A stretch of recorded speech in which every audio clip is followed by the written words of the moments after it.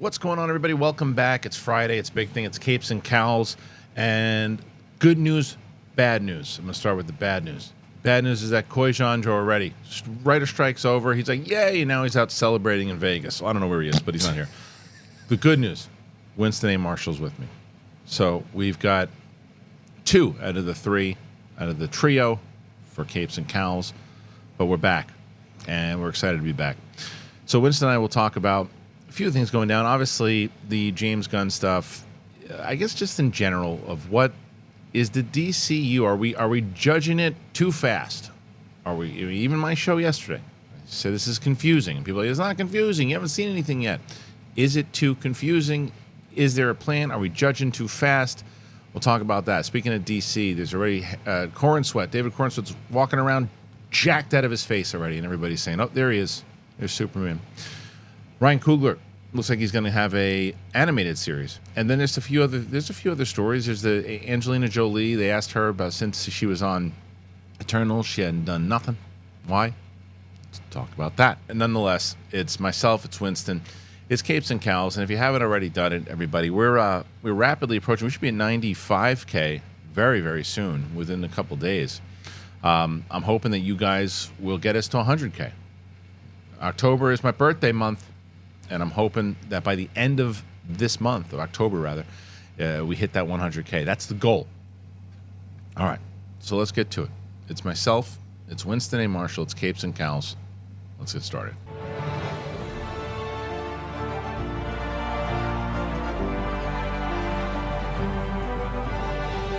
What's going on, everybody? Welcome back. Apple Podcasts, Spotify, wherever you're listening or watching on the YouTubes. It's me, Kristian Harloff. Winston A. Marshall. Your birthday's next month? Like, I remember going to your birthday party last year. It was October? Has time moved that fast? I can't believe that it's gone that fast. That's pretty nuts. Whoa. That's pretty nuts. Until you said that just now, like, it did feel like we all went to like an Italian restaurant. It feels like it was literally a couple months ago. It didn't. You're not wrong. You're not wrong. It did. It's funny. Like, there are certain moments that if you look back, there's a moment I always remember. Like, there's certain moments in your life that if you think about that moment, it feels like it was yesterday. Mm-hmm. And there's other moments that you think about that maybe were even sooner. It seemed like it was forever ago. It's weird how that works, because I always remember I was dating this girl back in college, and we were watching. I don't know. It's like when Jerry Springer was hot. You know? That's a throwback. And there was something along the lines. I think they were asking the questions. New York accents, are they sexy or make you sound stupid, is what it was. And she left. She thought it was the funniest thing ever. And she brought it up. She started cracking up. And every time I think of that moment, I can recall it like it was yesterday, and it was probably 20 plus years ago. Wow. Yeah. Yeah. No, I feel you. I've been I've been doing my therapist, and so like, you know, part of that is same thing. You have to like dive deep sometimes into stuff. Yeah. I have like that one traumatic school moment that like I could feel like, oh, that happened yesterday. Right. That was you know, but I don't remember what I ate this morning. It's weird how that works. It really is. And it's like, do you have? Maybe I'm the only person this happens to. I don't know. It's like, so does water, like when you run in the sink, or does it ever bring back like memories? Yeah. Oh yeah. Absolutely. That's first of all, I do my best thinking in the shower. No, I remember you saying that. Yeah. So that. Anytime it can do that for me. But what I mean specifically, you mean like you're doing dishes and the water's just going. Every time I turn the water on when I'm running a bath for my youngest, or if I'm doing dishes, it varies as far as what period of time. But every time I turn on the damn bath, a particular moment in like where I worked or everything too, and particular characters in my life at that point pop into my head every time I turn the faucet on. I get it. I mean, look, anytime I hear the kitchen sink turn on, I immediately go into a cold flop sweat panic that I didn't do the dishes last night. My mama's gonna come in here and beat my ass after she's done doing the dishes. So like, but that's a particular moment. No. That's particular trauma. You asked if it triggers memories. No. Like it's true. It's just like for some reason, it's like kind of like a weird. I don't know. It's like a weird time travel thing for me. It's like it puts me. There's been like. Yeah, it's different show. We'll talk about it on the Tuesday show. Yeah, that's totally fine. I mean, you guys invite me to the Tuesday show. I'm only able to talk about comic books. Well, did you watch that documentary yet? I watched 3 of the 5. Okay. When you watch all 5, we'll get you on the show. God damn. There's a new one on, by the way. There's a new documentary on Netflix before we get into this, and it's called Encounters. It's produced by Amblin, obviously Spielberg's company, Boardwalk Pictures, my buddy Andrew Freed, who you guys have seen on the show, and Vice. And they all produced this series. It's a 4-part series about a lot of the stuff, a lot of the encounters we've talked about on the show, but there's another one in Japan that I hadn't seen. And the director is going to be on this Tuesday on the show. I'm going to sit down with him and have a conversation with him. So that's for Tuesday. If you guys are watching Encounters, if you haven't watched it, you should watch it before next Tuesday. But that's not what we talk about in this show. This is the comic book movies, and we're back. We've been on hiatus. We have, and I gotta give you some props. Nice. This is something you've been doing for a minute now. But I remember, you want to talk about memories. Yeah. I remember being like, you should look at the Stream Deck. Yeah. And you rock that thing like it's second nature at this point. Well, it's like a DJ. No, it really is. And now you're like, getting to live out the fantasy of being a DJ. Well, like it's funny to where just like you have the switching side of it. What sucks about it is that I actually had somebody reach out to me recently, was like looking for someone who I really, really like. And I was like, okay, I would love to have this person come in and be able to like switch and do some stuff and all these different things. But right now with all the cash shit and everything that went down, I just can't do it. But the other thing that I was thinking of too is like, because I'm so used to doing this now. You don't need necessarily to pay anybody to do it. It's not that. Do I want to give up control of it? Because now I know when I want to switch. I know I know, like, if somebody, I know that would go away real fast. And I'm like, because I wouldn't know what to do with myself now. Because now I'm like, because I've just been doing this for now 2 years. Yeah. I mean, I'll be honest. You've always been an engaged like interviewer and podcast host, radio host, whatever you want to call it. But there is definitely a different energy about you manning the show and being in the show than you just being in the show. Right, because it's because I know what I want. I know what I want it to look like. And it's like we have now we're going to have this set available for some other stuff too, and hopefully, as you and I were just talking about before, with the one strike being over, the second strike should be over, which we'll talk about in just a moment soon. And I mean, I feel, and I wonder if you feel the same way, for us, as far as our business goes, the floodgates are going to like open up. Oh, I mean, I guarantee you that, like, because that's the whole thing. The stoppage. So for the writer strike, for those that are out of the loop, the writers have already been authorized to begin working again. Even though they haven't ratified it yet, the board feels so confidently about the deals that were worked out. They have given the green light. The strike ended at 12:01 into Wednesday, I believe it was. So for example, we were talking about way back right when we kind of went dark that Gunn had turned in his legacy first draft. I guarantee you he's already working on it again. Right. So they still got to put a kibosh on like casting stuff, like actors can't go in, things like that. But if he already needs to start making that second draft, he's on it. And so is every single writer that had anything that was kind of open. New deals need to be renegotiated. Sure. But people are working. Yeah, it's a question when it comes to that the thing with Gunn, right? Because it's different. It's different for Gunn as opposed to like if someone hires you to write. Let's say Gunn hired you to write Superman. Sure. And you're going, I'm not writing until the strike's over. He runs the studio, right? You don't think he was writing stuff in his bathroom? Like, like you don't think when no one was around he was writing stuff. I mean, he's never going to tell you that, nor should he. But you know what I mean. He can never admit it. Never. He can never admit it. Never. And I guarantee you that anybody that had something kind of running, they were probably jotting down notes, but they were doing no actual official work. Stuff, like official stuff. Because like think of it, if you're like, well, you know what, I can do this. I'm not going to turn anything in. I'm not going to do anything. I'm not. But like for me, because let's say some of the writers, and again, they'll never admit to it, nor should they. No. But if a writer was like, okay, I'm going to be on that picket line. I'm going to be every day. But what I do want to do is when we come back, I'm going to come back with a solid draft, and they have it like ready to go. So here's the thing: anything that wasn't already being worked on was allowed to be worked on. So if you had that passion project, you're like, I've been trying to write my post-apocalyptic film.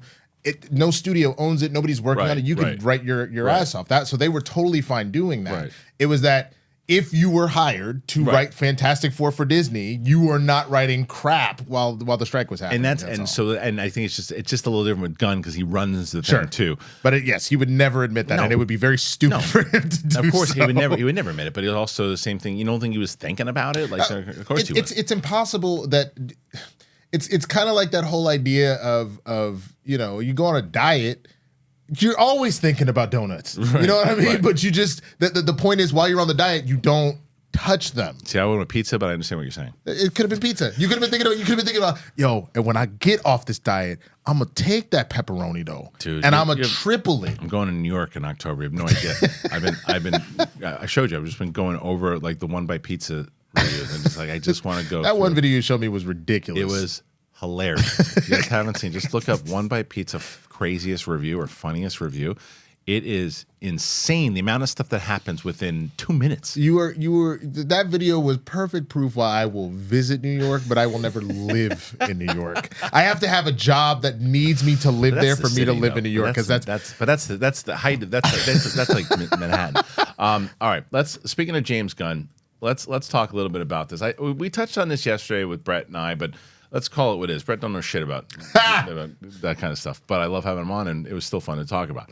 However, there's the first thing that we're going to talk about here is this is from Comic Book Movie, and they had an interesting article out, and here's what the article said. They're asking, do you think DC Studios' DCU reboot plans, they actually make sense? And it's kind of the title of this video, right? It's like, are we judging too fast?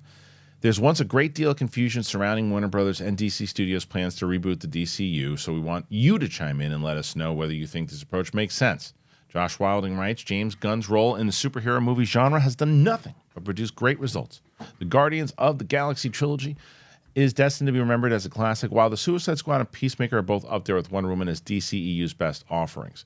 Now, the filmmaker has taken on the role of executive at DC Studios alongside co-CEO Peter Safran. As the creative driving force of the new DCU, it seems fair to say the franchise is in safe hands with the Superman Legacy director. Unfortunately, since that exciting Chapter 1 Gods and Monsters slate was announced back in January, the reboot plans have become confusing. The vast majority of characters will be recast, but a handful are set to return. So while Batman, Superman will be completely different, Peacemaker and Amanda Waller will not, and Wonder Woman, well, we still don't know what's happening.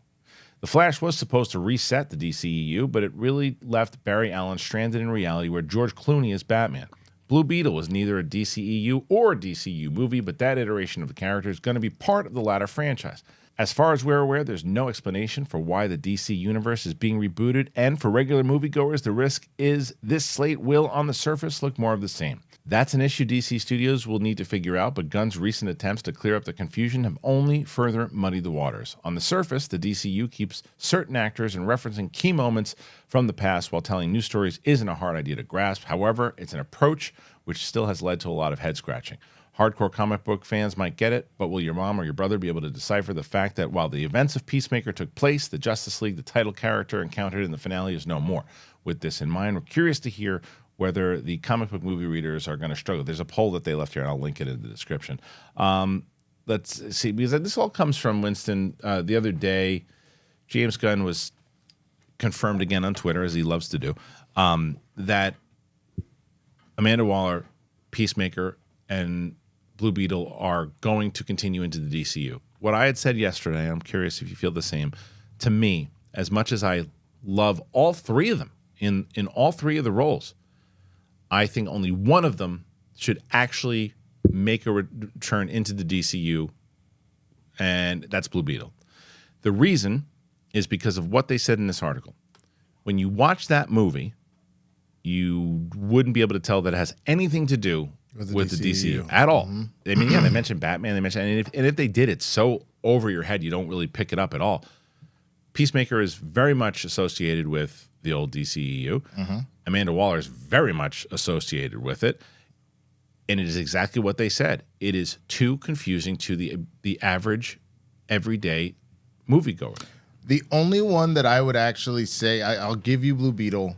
But between the three of them, John Cena has crushed, but I think he would be ripe for replacing. The only reason why I would give you Viola Davis as Waller is just by the lore of who Waller is and how she operates. There's this weird thing where Waller just feels like Waller in every single. You instantly are like, that's the exact same crazed ass woman that's like got things on lock. So I would buy. She's the only one. But it's the two of them. It's still. How do you explain? How do you get away from the confusion of the fact that they've been associated with other past products inside of that old can? But here's the thing. and I think this is where we have to just be chill until we actually see what happens. Right. We understand how comic books work. There's nothing to say that Waller and Peacemaker don't end up through some sort of portal and they end up on this new Earth that we're following now in the DCU. There's nothing that says that couldn't be some sort of situation, which then still leaves the door open for anything else if you want to tap into it later. But I think essentially what has been said and what has been implied with this reboot is the idea of we have kind of like this is the sunset on the DCEU, but it's still open from the simple fact that you even had Barry kind of talking to Aquaman, being like, yeah, man, every universe, you're the same dude. You're exactly the same. Everybody else is a little different, but you're the same. You've left this door open that if we need to dive back into that, which there's no way you don't. But not enough people saw that movie. Which is fine. Which is I understand. Yeah. But regardless of that, if you're saying you want to connect the dots, that's fine. They're there to go connect them if you want to. I think you, me, Coy, people who are watching this show, people who understand the comic book, as you said, we know comic movies. We do. But it's like you're trying to get this thing to a place where everybody does, right? And Multiverse didn't start playing into MCU until phase 4 and 5, after they've established all these different things, and that still has been too confusing for them as well. So I don't know. The poll results though are interesting. They ask the poll asked, do you think DC Studios DCU reboot plans actually make sense? And the three options are: no, I'm beyond confused, I need more time and they need to reveal more details; yes, I understand what they're doing. Now, at first glance, I would guess that the I need more time and they need to reveal more details would be the winner. It's not. No, I am beyond confused is the winner right now with, and again, there's about 196 votes on that. There's about 133 votes on I need more time. And then there's 22% that say I understand what they're doing. Now, granted, however many that is, it's something like 400, a little over 400 votes. Yeah. But, it's to me, I'm confused, but not in the way that I'm like, I'm confused and I don't think they know what they're doing. I'm confused and I trust that I think they know what they're doing. Sure. But I don't know what it is yet. I'll be honest with you. I think the thing that is working hard against Gunn, and it's both makes sense because he's always been someone that's been on social media like that. And I think it got further pushed up when you see how Zaslav has handled things since he came into power. There's this... We see where there's something lacking, so that allows us to kind of be out there. Yeah. But I think that's ultimately the problem. I think stop talking to us. Honestly, just go do it. And then when we actually get ready to release stuff, then start. Yeah, stop confirming stuff. Because it feels like, I'm sure he genuinely has an overall plan, but in the same way that you break story in like a writer's room and stuff like that, you have your general scope of we're going to go to A to Z, right? And then as time goes on, you start developing B and Y. Yeah. And then C and X. Yeah. And you know what I'm saying? And it starts to unfold. I think the problem is, he's essentially, it feels like giving us information as he's like, today I discovered D and W. And it's like, chill. Don't say anything. And if someone asks you a question, you don't have to answer it. I am really impressed that I was doing the alphabet backwards, by the way. Yeah. I am shocked at myself that I got all the way to W. Once I was done with Y, I got scared. Yeah. It's like someone tapped into some alien language. No, but it's funny because he answers a lot of things for sure. He talks a little bit too much, I think, where you don't need to do that. You just don't need to. But he was talking about in general, right? This is from Dark Horizons. And back in January, Warner Bros. Discovery announced its DC Studio slate that would kick off with the animated Creature Commando series and begin with James Gunn's Superman Legacy live-action film. There's been confusion. It seems that rather than making a clean break and ignoring everything that came before, including this year's 4 DC films, DC Studios' James Gunn and Peter Safran are set to bring back some of the talent. This has led to mixed messaging about what is and isn't canon in this universe. Is it like Judi Dench in the Bond franchise, where her M character in the Daniel Craig films is entirely different from her M of the Pierce Brosnan ones? Or is it more a multiverse style a la J.K. Simmons, J. Jonah Jameson appearance in the Spider-Man movies? There's also been confusion about exactly who's coming back, not helped by the online speculation by Gunn himself, who took to the threads to clear up that confusion. And he said, nothing is canon until Creature Commandos next year. A sort of Aperitif. Thank you. To the DCU, and then a deeper dive into the universe with Superman Legacy after that. It's a very human drive to want to understand everything all the time, but I think it's okay to be confused on what's happening in the DCU since no one has seen anything from the DCU yet. And yes, some actors will be playing characters again that they've played in other stories, and some plot points might be consistent with plot points from dozens of films. That is what is a bad move, if that's the case. If I read that right. Let me read that Some again. actors... So let me read that again. And yes, some actors will be playing characters they played in other stories. Okay, so Amanda Waller, Peacemaker, whoever. And some plot points might be consistent with plot points from the dozens of films. shows and that have come in the past. That means it's connected to the other The reason DCU. why that makes sense, honestly, the only reason why that makes sense is you got to think about it this way. How many iterations of Batman have we seen? And some things have remained the same. His parents were killed in Crime Alley, whether it was the Joker or Joe Chill. If you know what I mean? But that's comic book lore. If he's saying like in general like comic book lore stays the same, then sure. I mean that's comic book lore. But if there's a reference to something that happened in Man of Steel, then it's like what? I hear you. The only reason why I still would let that slide is because there is various forms of comic book lore that are still like point proof. So think about Spider-Man, for example. You had just the regular. He's got Uncle Ben and Aunt May. Uncle Ben dies, Spider-Man, whatever. Yeah. Then you had the Amazing Spider-Man where his parents were actually super secret spies, which is a thing that has happened in the comics before about that, and that's where the whole thing came up. And then you just have this Tom Holland one that we never really saw his origin. We just kind of accepted it, and instead of Uncle Ben dying, it was you would assume he's dead, but it's Aunt May that we end up seeing dying at the end of No Way Home. I guess spoiler alert for a 2-year-old movie. So all that being said, there are things similar to Across the Spider-Verse when they talk about a canon event. It kind of feels like that a little bit. So there are things about Waller that will remain the same. She's running Task Force X, whether or not she's worked with Deadshot versus Sportsmaster versus or Bloodsport.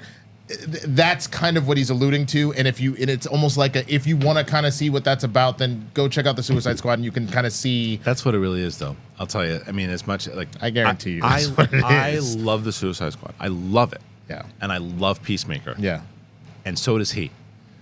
So, for him, he wants to continue season 2 of Peacemaker, so he makes it canon again, and he wants. Why wouldn't you? He wants Viola Davis back. He's got Viola Davis on a contract. She's a fantastic actress, but there are some sacrifices that you got to make in order to not get, because these are confusing articles that don't need to be. And he's doing it. And he's also doing it because he's very good to his friends. He is.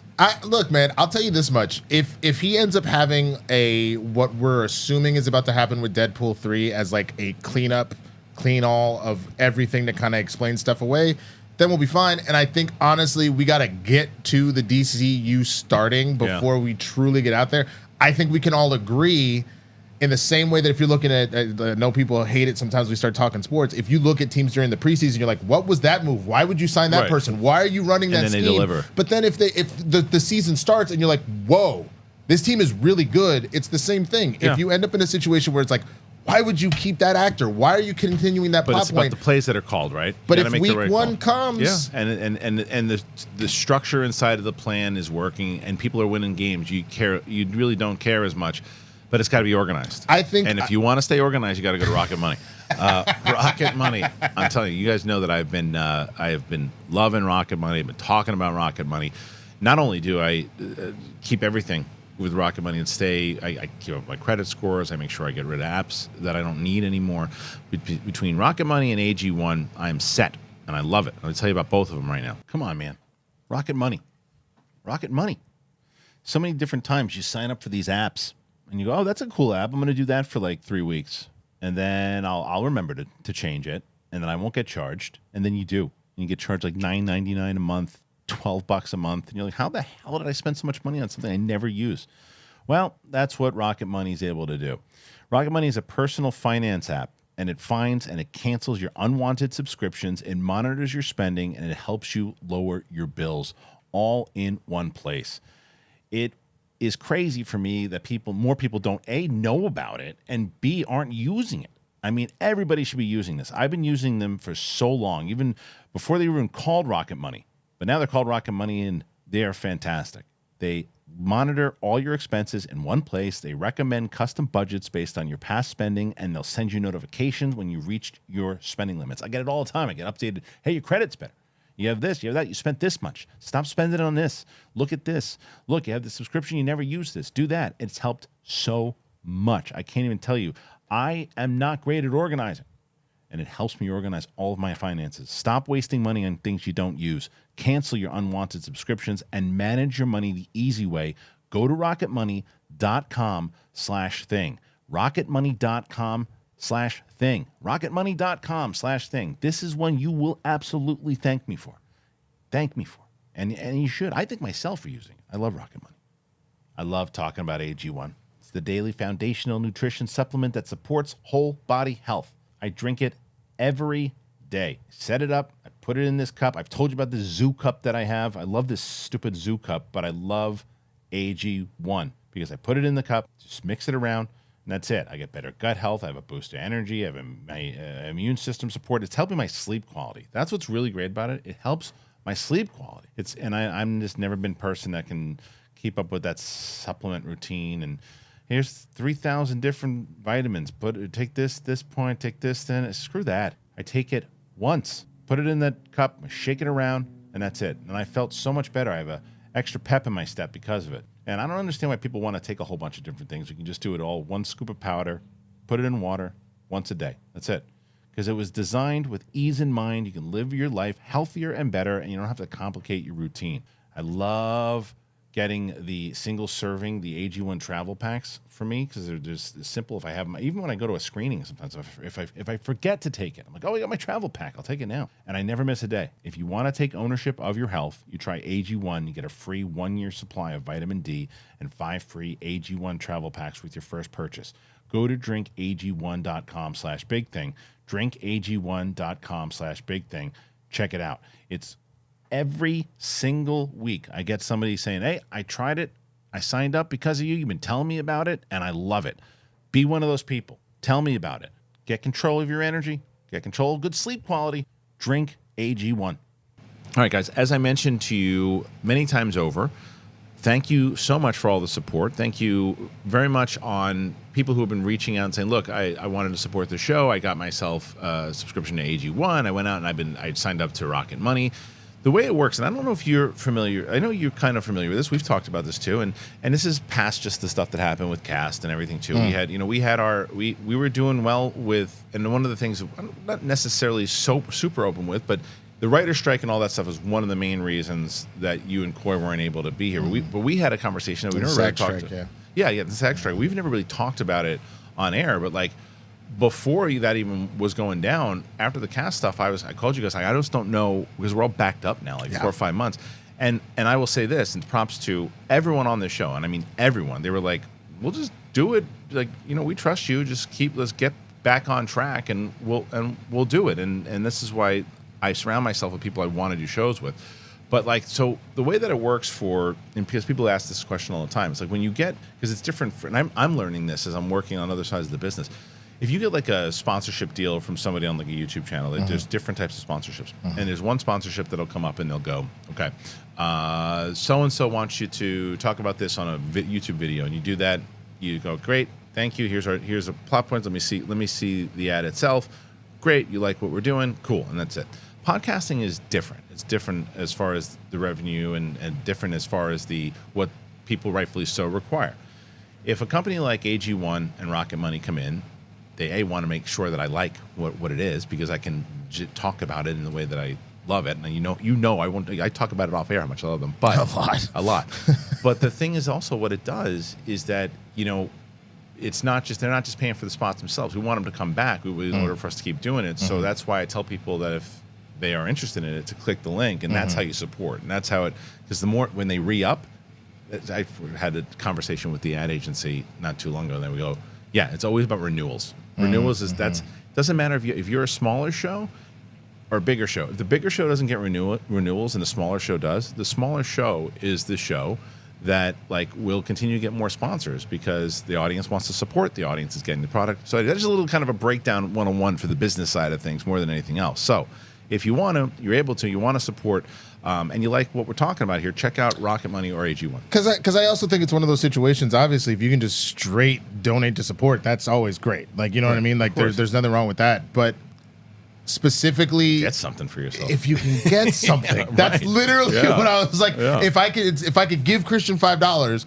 or if I can give $5 to Rocket Money, and then Kristian gonna get some money anyway. Yeah. Then I'm gonna go get this product, and I'm gonna help the dude out. You know what I'm saying? Like, you get a T-shirt, whatever. There you go. But anyway, that's how it works. That was just more of like a breakdown, because people are always curious, and we always want to be very upfront with people. All right, let's get to the next topic. David Corenswet, he's playing Superman.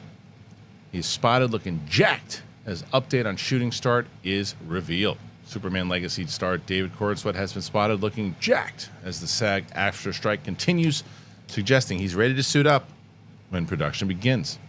We also have an update from James Gunn. When the news broke that David Corenswet would play the Man of Steel in Superman Legacy, it took no time at all for people to dig up old, unflattering photos of the actor and offer to suggest he simply isn't swole enough to play the character. Nonsense, of course, as he has plenty of time to train, and despite the strikes, it looks like our future Clark Kent has been doing that. Some photos shared by JustJared.com show Corenswet looking buff and bearded, prompted many fans to point out how much the 30-year-old looks like Henry Cavill. The strike is over for WGA, and SAG-AFTRA is now expected to follow. Original plans for Superman Legacy to begin shooting next January. But, according to Variety, spring seems more likely. Responding to a fan on Threads, James Gunn also shared an update on where things stand with the movie. I couldn't write during the strike, meaning working on designs, storyboards. As far as the rest of the DCU, he added, I don't even know where we are with everything, as I haven't been able to talk to our writers while this has been happening. Yeah, although I'm very happy with the outcome. The strike was a real wrench in the process for sure, so I'll have to see where we are and everything for the next couple of weeks, but I'd imagine more news in the not-too-distant future.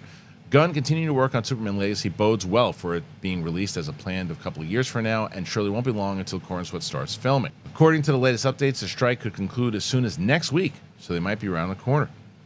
So this is the picture of Corenswet here. That looks jagged. It just looks like you got ass. I mean, his arms look pretty big.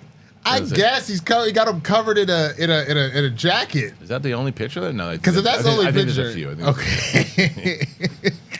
I guess he just looks like a regular ass dude. Like, what are we talking about? Well, let's see. This he looks bigger than he did. Winston's not wrong. He's got this. He looks like he could play Bubble Boy. Dude, he looks bigger. He looks like he could play. What was it? The Bubble Boy, Balloon Boy, the what from the League of Superheroes? Yeah. He just got ass. I look good on the squats. He looks big though. The guy's. You got to remember though, too, dude. If you saw that, I'm gonna push back a little bit on you. You can. This dude is 6'4". If you saw that guy at 6'4", he looks pretty big. I mean, he got chicken legs though. It's that. I guess it's a problem when people are out here saying, "Yo, he looking swole." I'm like, give me a photo. Then fine. Just show me one with him in just the t-shirt. That jacket is covering a lot of stuff up, and his arms are bigger. Look, I haven't been that photo right there. His one arm looks kind of big. Where he's what is he doing? Is he at a meter? I don't know. He's gonna pick the meter up, put it over his head. But either way, man. This is again rightfully so. I understand. It's kind of a non-story in one side of it because they got nothing to talk about right now, which kind of I guess brings me to my next question. As we were talking earlier about the writer's strike being over, and this hints at it, that the SAG strike is rumored to be over in the next couple of weeks, right? What do you think? Well, I mean, look, I can tell you as much that let's see, because the problem that a lot of us have been told is just that is that you got to be careful about listening to the news. As far as it's run by a lot of the studios, so they're kind of putting PM, out QM, TFP, WXYZ, ZYW. Pick a new name. X. Damn, stupid. It's dumb. They made a conglomerate, right, for just the streaming services. That's a whole other story. Yeah, before, tell me what you're going to tell me about this SAG. I do want to go over a little bit about, because you know very well on a lot of the writers' deal and what they got. So we haven't really talked about that too much on this show yet. I want to talk about that, but let's talk about what you're talking about. We were notified at SAG that they are working towards getting back to the table, so that look to early next week to hear about how that is going. Okay. So. That's the only thing is because they had already There were already reports being like, SAG and AMPTP are sitting down on Wednesday, and it's like, no, they're like, you know, they said look to next week and we'll give you more as we get it. And so the biggest thing that I would say to do, same thing that the WGA was saying, because all of last week the news was like a deal will be reached tomorrow, and every WGA person was like, unless you hear the WGA say that this is happening, a lot of this is more propaganda. But what they did say, and it wasn't necessarily propaganda though, they were right in the fact they were jumping the gun about when it was going to get done. Right. They were in the vicinity. They were in the neighborhood. They were, and based off of what I was hearing, it was one of those situations where it's like we are moving ground, but to say we're done, was a gross overstatement. And I guarantee you, it was done by the studios, both A, for more propaganda stuff, and B, if you need your shareholders to calm down, the fastest thing to do is say we've almost got this wrapped up. What they did successfully though is they got the word spread out there with every show. It's like, this thing's almost over now. This thing's almost over now. So by doing that, they did they were so confident in the fact that the deal was going to be made that they put it out there, and it could have backfired in their face, but I think that it was a move to them that actually worked out. Well, and I'll tell you, part of the reason why they were probably saying this, and this has then been a lot of the conversation with now that the WGA strike is over, is they did not concede 100% of the stuff that the WGA wanted, but something in every category did happen, and a lot of stuff was pretty damn close to what was being asked, which also then goes to show the studios had it the whole time. You shot yourself in the foot. Well, they did. Again, we all know for the first 3 months they did it. There's no world where they were going to get that done in the first 3 months. There was no world because they wanted to strike. They wanted to cut budget, and they would have saved money if they would have done the 3 months and then done the deal immediately. Just do it as soon. Like, you hate to hear the idea that someone is like playing a game with people's livelihoods and stuff like that, because that's nonsense. But if you want to just go on the pure neutral side of this, the cost of doing business, if you knew you had to cut bait somewhere, and so then that's fine. You're going to do that for a couple of months. But then to continue to go and to say the egregious things that were said, it was like you've just gone too far. Yeah, well, they didn't count on the resolve. No, they didn't at all. So the SAG strike, to me, I think is going to. I guess I'm in the same neighborhood. What I would say, and you tell me if you think you're right or wrong. I think that they'll get back to the table next week for sure. I think a deal will be made around mid-October, maybe towards the second to last week in October, and I think everybody will be back to work by November 1st. I would certainly hope so. I would hope so, and I guarantee you part of the reason why the studios are pushing is because, truthfully, they're kind of running out of stuff. There's plenty of things that are constantly in the pipeline, being edited in post-production, et cetera, et cetera.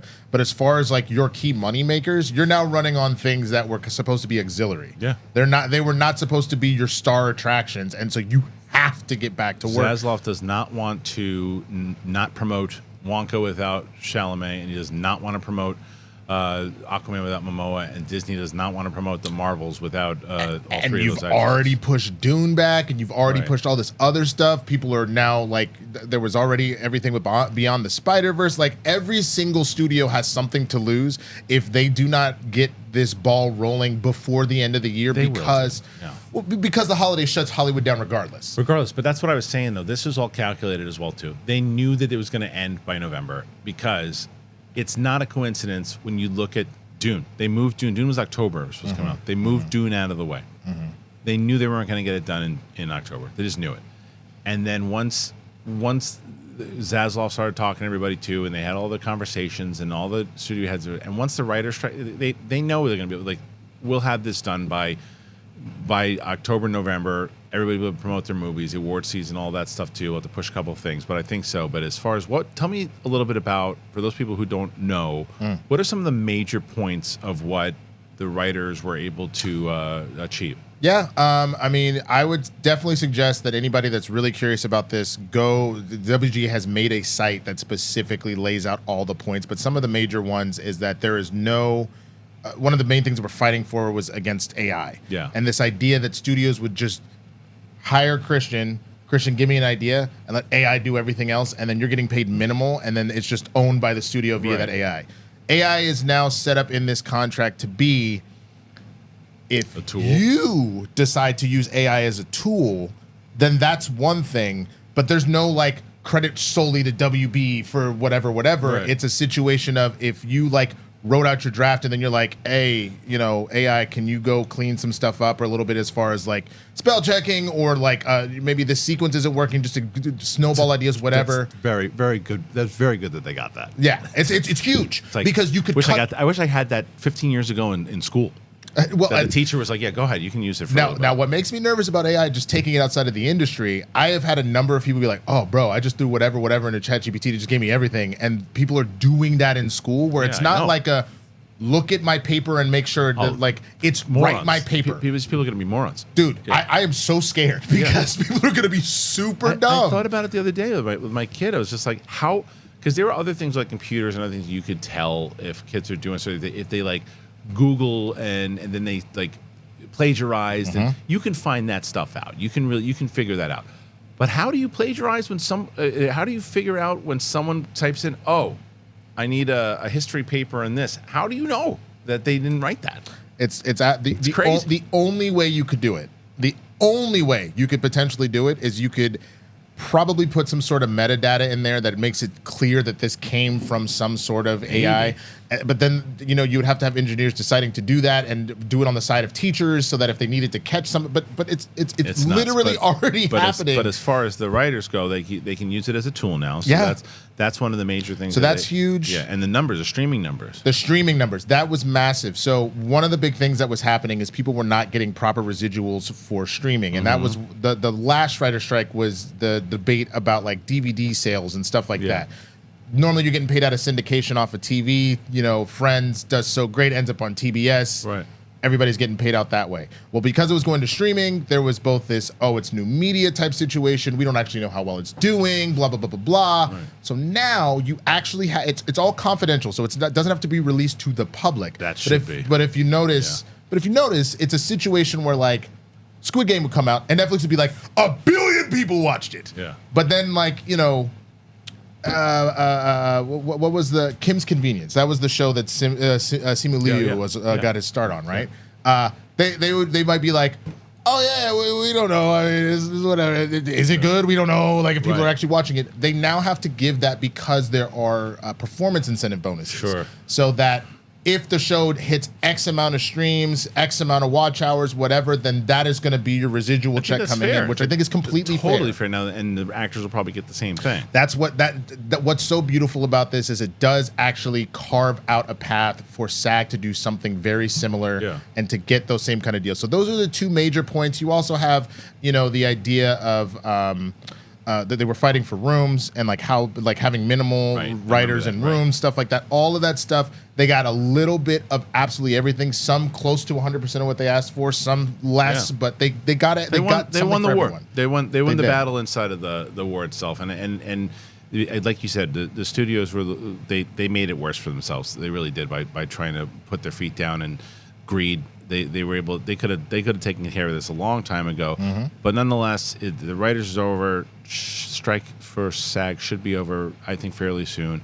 And as I mentioned to Winston, I think that we're going to be really kind of slammed with, because think about all the casting that's going to start coming in. Immediately. I have already gotten a warning from my manager about some stuff that was in the pipeline. They're like, obviously we have to get to the end of the strike first, but she's like, just be ready. So like since my leg was broken, she was like, make sure you're at least back in the shape you were prior to that. Like we could blink, and as soon as it's over, you found things could go. You found a good time to break your leg. I really did. If I had to break my leg, what a time to be alive, man. It's true, but that is literally the whole thing. No deals are being talked for actors, anything like that whatsoever. But it is a situation, just like with the writers, it was kind of like, if we're really getting there, just be ready to go. And that was the one thing they said. Don't write anything that was being worked on, but don't just not write. Like, you know what I mean? Like, make sure you're still at the top of your game, because once we can start talking to people again, we're trying to get jobs. We're trying to make deals. Well, I thought about it. I mean, just like alone, a lot of the stuff that is going to come out. I mean, there was things that we could definitely talk about leading up to, and there were tidbits here and there, but like all the different things and potential interviews and things that will come out, and more things that we'll be able to check out. And there's going to be a lot of stuff, especially for our show. Yeah. It was. I will say this: this strike was so painful for so many people. Not just the two unions that were striking, and one that it still is, Right.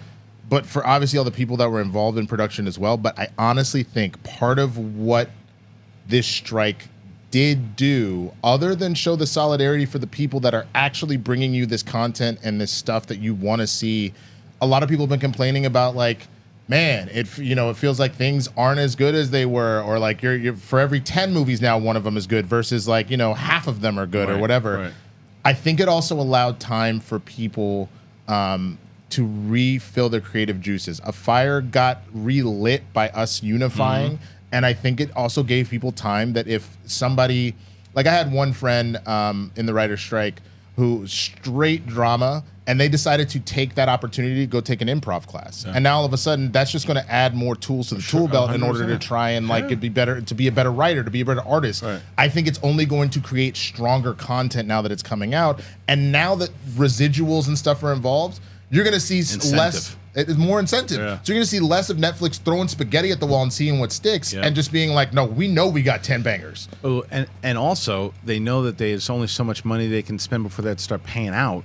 And they're like, let's hold back and let's just put out quality as opposed to everything. That's essentially what you're saying as well, too. So, all right, let's move on. We got some other stories that I wanted to get to, and here is one of them. Angelina Jolie. She explains why she hasn't appeared in a movie since her divisive MCU debut. Angelina Jolie hasn't appeared in a movie since she made her MCU debut as Thena in Chloe Zhao's divisive Eternals. And in a new interview, the once prolific actress, she explained why. This is from Mark Cassidy. Angelina Jolie made her Marvel Cinematic Universe debut in 2021's Eternals as one of the more powerful members of the team of immortal androids, Thena. Despite emerging as a highlight of what would prove to be a highly divisive movie, the once prolific star hasn't appeared on the big screen since. However, despite some speculation to the contrary, it doesn't sound like the film's mixed reception had anything to do with Jolie deciding to take a step back from the limelight. While speaking to Vogue, Jolie revealed that she did intentionally begin to take on fewer film roles in recent years and is now only taking jobs that didn't require long shoots. She said, "I'm still understanding who I am at 48, she tells the magazine. I'm glad I'm in transition as a person. I feel a bit down these days. I don't feel like I've been myself for a decade, in a way which I don't want to get into." Jolie declined to go into specific reasons for limiting her acting roles, but it sounds like she's been more focused on finding other creative outlets, such as her fashion brand.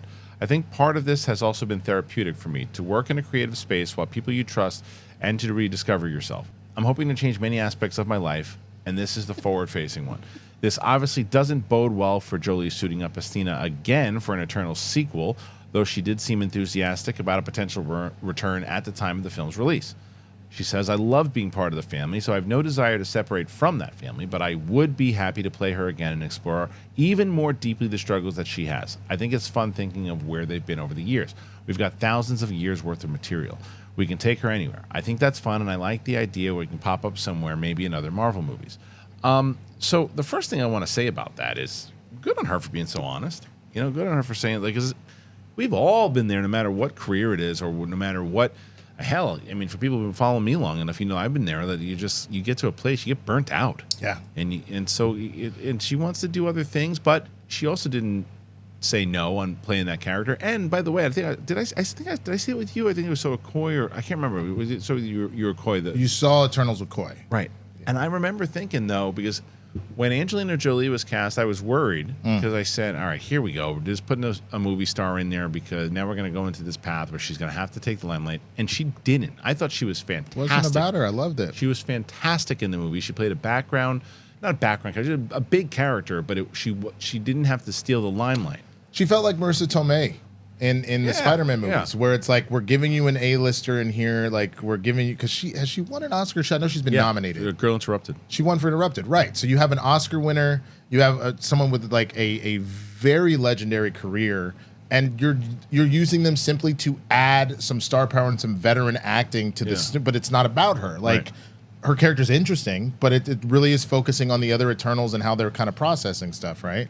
So I think that that's beautiful. And I also love the fact that her getting into trying to go through that transition, I think that that's something that we all go through. People love to talk about the midlife crisis and stuff like that, but I think the pandemic did something to everybody where we took stock of life. I think it really rocked not just the kids not being able to physically go to school. It rocked us with our social status, how we did with work, everything. So if she needs to take a step back and be like, look, I've done this long enough and I'm kind of over it, I'll still do it from here and there. I more power to her, man. And if she can come back at any time and decide that she's got a new zest for it. But it's always good that when you can recognize that, and also when you have somebody to talk to. You want somebody to talk to? BetterHelp. That's right. BetterHelp.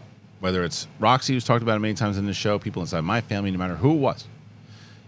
They've been very helpful to people that I know, and maybe they can be helpful for you. Let me tell you a little bit more about BetterHelp. This show is sponsored by BetterHelp. Everybody's been in that position, man. You're trying to go to sleep, and your thoughts just keep going and going and going. You're talking, and you have worries in your life, and you're like, I can't turn it off. I can't rest. I can't sleep, and I can't do this. And everybody's been there. I've been there. You've been there. And a great way to make those racing thoughts go away is to be able to talk them out, talk them through to somebody. Therapy will give you a place to do that so you can get out of your negative thought cycles and find some mental and emotional peace.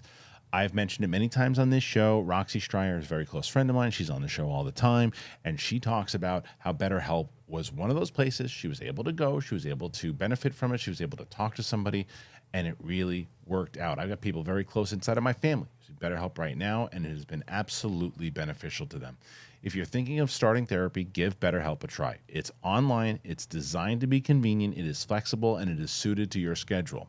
All you have to do really is just fill out a brief questionnaire. You get matched with a licensed therapist, and you can switch therapists anytime, no additional charge. So get a break from your thoughts with BetterHelp. BetterHelp.com/bigthing today. You get 10% off your first month when you do that. That's BetterHelp.com/bigthing. All right, thank you once again to our friends over at BetterHelp. Check out that link in the description. All right, let's get to one more topic, my friend. Let's do it. Wakanda. Ryan Coogler's Black Panther spinoff now rumored to be an animated series on Disney+. We've known for a while now that Black Panther director Ryan Coogler is directing a spin-off set in Wakanda, but was once believed to be a live-action TV series, now looks to be an animated project. During the 2022 Comic-Con in San Diego, Marvel Studios showcased its upcoming animated offerings in a panel specifically devoted to those upcoming Disney Plus projects. Since then, updates have been few and far between, leading to concerns the likes of Spider-Man Freshman Year and Marvel Zombies might have fallen by the wayside. What if Season 2 and X-Men 97 are still thought to be heading our way in 2024, but beyond that, we can only assume the rest of them remain in various stages of production. The Cosmic Circus recently shared an update today after doing some digging and unearthing a number of production companies founded by Marvel Studios. These are all for upcoming animated projects, including one called Maglev Train that's working on Golden City. Those were previously reserved for what was thought to be Black Panther director Ryan Coogler's Wakanda spin-off series, but the live-action project is now going to be animated. This may have been the plan from the start and does line up with recent rumors. The Dora Milaje are rumored to be the focal point of a show which picks up after the events of Black Panther Wakanda Forever, and we'd hopefully be right in assuming Coogler will utilize a unique animation style which pays homage to African artwork. Elsewhere, the site speculates The Great Pumpkin may be a nod to either Spider-Man Freshman Year or Marvel Zombies, but they're unsure what Battle Anybody Productions LLC's Rock the Bells might be referencing. So there's a couple other things there too, but I think that, to me, I'll tell you why this makes sense. This is also going back to what was going on with Bob, with Chapek and Chapek. Yeah, what was going on with him? Greenlight and everything. Give me 75 TV shows. Give me 4,027 movies. You know, all this stuff in the same. And then Bob Iger comes in. He's like, "Whoa!" And then after all the strikes and what they're gonna, in general, what they're gonna do, you're gonna see certain shows that were announced are never gonna see the light of day. No, there's gonna be certain shows. I would be surprised if Echo even comes out. I think it might because they shot so much of it.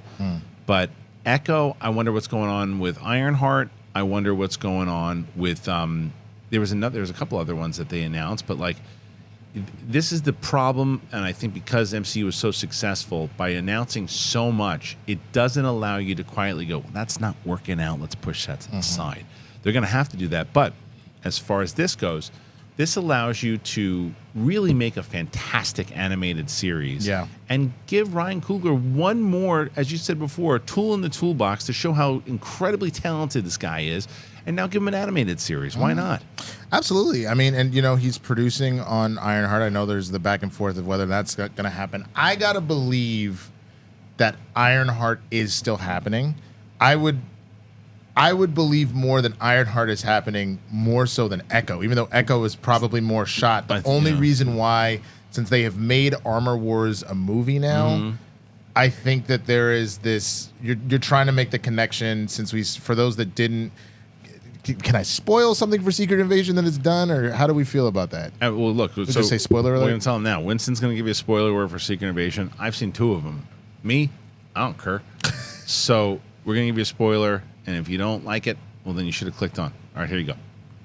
All right, so at the end of Secret Invasion, you end up with a situation where you learn early on that Rhodey has been a Skrull. Come on, man. Oh, my God. And then we end up finding out that it looks like Rhodey has been a Skrull, I believe, Since Civil War. War. Which is ridiculous. It's kind of wild. Makes no sense. It's one of those things where it both does and doesn't, where if you kind of look at it, you could go like, okay, I guess Rhodey has been a little more aggressive since Civil War, but it's still... That's it also a lot. showed that he didn't care. I mean, anyway, it's a longer conversation. It's a longer conversation, but that being said, we now need to get reintroduced to Rhodey, and we really need to dive into Ironheart and like really where she kind of falls into this, right? With Riri. So I think Ironheart still happens if it, instead of being a full show, is like a limited series of like 2 or 3 episodes, just so you can kind of get that. I could see that, because you need to connect those dots of Rhodey and Riri, because that's really going to be the main focus here, since Tony doesn't exist anymore. Yeah, I would rewrite that show, and I would make it something else, and take some of the moments that you shot from it and make it something else. The problem was, because you very well could introduce Riri again in a TV show and make her better. Some people really liked the character. I loved her. I thought she did great. Didn't work for me. Fair. Just because, not that it was bad. It just like, it was a clear setup for a television show for me. And as I was watching it, I'm just like, I just don't know if I need to see any more of this character, because there was a lot. I didn't know if she deserved a TV show yet. And if they combine it with another character that would, like, whether it's Rhodey or whoever it might be, and do something else to really get me involved in it, or say, F you, Kristian, we got a good story, and we're going to go with the story we like, and then I go, well, I was wrong about that. The reason why I really do think it is still going to happen, and you can debate with Echo one way or the other, because I don't really think she falls in the Young Avengers category, but you really were laying those seeds out for the Young Avengers to come together. And just the one movie appearance with Riri, I don't know of necessarily enough to immediately throw her into the team. So you need to kind of give her a little bit more. Yeah, but yes, I think story-wise that makes complete sense. It's just now, after everything you just told me with the writer's strike, everything going on with SAG, Disney and Marvel can't afford to spend money on all this stuff right now. They've got to be very selective on what they're making. I agree, but I think you're not going to abandon the story that you were telling. You might streamline it more. Right. But you're not going to abandon it, because like the other thing that's been interesting, I mean, obviously the strike has been happening. I feel like since studios have just wanted to continue to release news so they feel like they're relevant at this particular moment, we haven't heard anything about Daredevil in a long time. No, I mean, there was some stuff with Daredevil that had come out before the strikes. I'm saying we have heard plenty throughout the strike about a lot of different stuff that the studios are still like dropping news. Daredevil's happening. I'm sure it is. 18 episodes. But that one out of the 3 of them, that's the one you go with, because it's got 3 Netflix series that are seasons that were very people popular. loving Charlie Cox, and the fact that Bernthal's coming back as a Punisher, like that one you definitely and I think so. One more recognizable. I agree with you. The other reason why that you got to, if you were going to say to me, okay, you can only keep 2. What 2 do you keep? I keep Daredevil and I keep Ironheart. Of these 3, of Daredevil, Ironheart, and Echo, Echo can go to the wayside, because I personally, I thought the actress did a good job. I didn't really care about the character by the time I was done with Hawkeye. That's one of the major reasons why, because you can, your point of what you said before about why Ironheart fits into all this makes complete sense with the Young Avengers. You also have Ryan Coogler as a producer. You have all these things that could be working for it. It was a very popular movie in general, right?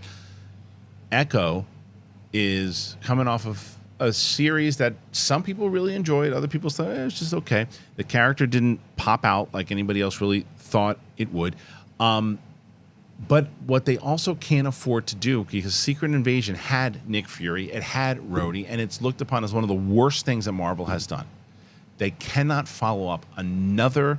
They can't have another Marvel series that stinks. I think, and that'll be very interesting to see what happens with Loki season 2, because there is an odor on Disney Plus Marvel shows right now that does not smell good. No, it does not.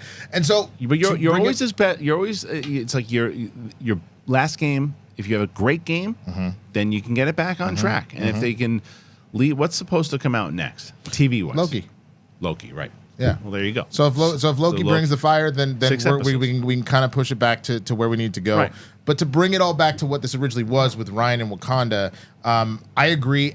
You're talking about probably you can make the argument your strongest, if not maybe your second or third strongest director out of all of your movies, because you would then maybe say what the Russos and Gunn. So you can make the argument that Coogler is probably right there at number 3. I'm trying to think who else have we seen in there as far as delivering consistency throughout. Not as far, not to speak, not just like one movie. It's like right, consistently. because like Favreau is an all-time great director, I think. But that's so far. And he's done he did the first movie. No one takes away that in fact he set up the whole thing. Yeah, no. Kenneth Branagh, great director, Thor, but Taika the first Thor, Waititi. whatever. Taika Waititi had a good first movie, And then iffy second. no bad one. And then I'm trying to who else? Yeah, I mean, I guess like some of the biggest movies. Civil War was all the Russos are the top dogs. Yeah, I mean, I think it goes Russo's, Gunn, just based off of what ended up happening with the Coogler. Guardian. And then Coogler. I agree with you. I agree. So knowing that is your third superstar director, really, because I'll just consider the Russos one director. Yeah. Then why wouldn't you want him to be involved in more stuff? And this show, making sure that stays forward, and I also have very few sources, but I have a few that I heard about this animated thing. I just had to be quiet for a while. I'm happy to hear that it's still going forward. Yeah. And I haven't seen him miss yet. Some might say that the weakest thing that he has done might have been Wakanda Forever, and Wakanda Forever still came out of the pandemic, pulled 800, got Angela Bassett, an Oscar nomination. In my argument, should have been a win. And what are we? Yeah, that's a hard one to judge. I mean, I guess that shows you how good his library is, because it's hard. Because the thing is, the guy was also working off of his star passing away. Absolutely. So it's like, but that's my point. Yeah, I'm not even talking about like it. Literally, it's why. God, I hate that the Cowboys lost last week. It drives me absolutely crazy. Shut up. But if we had that injury to Diggs and we had still put out a win, and it was a sloppy win, but it was a win, you'd be like, okay, not your best work, but like you still killed. Right. And that's the thing. It may not have been like we have seen the Fruitville Stations, the original Black Panther, the Creeds, so we know that he can give you an A++++. He's still got an A- on this. Like, he's definitely right now. And is he going to be just producing this, or is he directing it as well too? I am not fully sure on that. I know that he is obviously the creative mind behind it, and for those that are familiar with shows, and you're talking about showrunners and stuff, and I'm actually very curious with the deal how this is going to work out with Disney, because they are infamous for not necessarily having showrunners for these Disney Plus shows. You do have somebody kind of writing it, but they weren't doing a traditional room and stuff like that. So I am very curious to see how this plays out. We'll see. Yeah. All right, that's our episode for today, man. We had a lot of things to talk about for sure. What stood out to you? First of all, do you agree with what we just talked about? Do you think that any of those shows should A, go forward, B, which one, or do you also think that which one shouldn't go forward, or do you think maybe all of them should be canceled? Go ahead and let me know on that one. Talk any thoughts on the strike, anything about the James Gunn DC universe, anything in general that you were able to put those comments in there, man. Hit the like buttons. They help so much. And obviously, as we mentioned in the episode, what also helps very much is if you have the means to do it, get one of our wonderful sponsors today. The link is in the description. I always pin the sponsor links as the first comment. So when you go to the comment, you see the pinned thing, you're like, oh, that's where I want to support. That's how you do it. All right, Winston A. Marshall, where can they find you? Yeah, you can find me on all the socials at the Swaggy Blurred. I've been doing my Law and Order Sports Victims Unit episodes, so please check those out. I had to take a shot at the Cowboys for that terrible loss last week. So you've been seeing that content going out there and whatnot. I'm doing Game Time with Roca over there talking about the week in sports Tuesdays at 11 a.m. Pacific. I'm obviously here with Kristian for Capes and Cowls, Kristian and Coy. And then who knows? Maybe I'll come in and talk about the UFOs if I finally, finish the documentary. But other than that, man, just, go follow me on social media. And then Winston and I also will be doing a reaction to Loki. Most likely, it depends. We're going to talk about it. If we decide we want to drive into Hollywood, when we don't have to, it's a matter. But it's also I live there, so I mean, for me, we got the screener to see it, and the screening. The only reason that I'm very tempted to go in to go watch it is because of the Ahsoka. When I saw Ahsoka episodes 1 and 2 on the big screen, and it was pretty great to see it on the big screen. And then when I got the screener, it takes your name and it puts it all the way across the damn screen. Watermark. I hate it.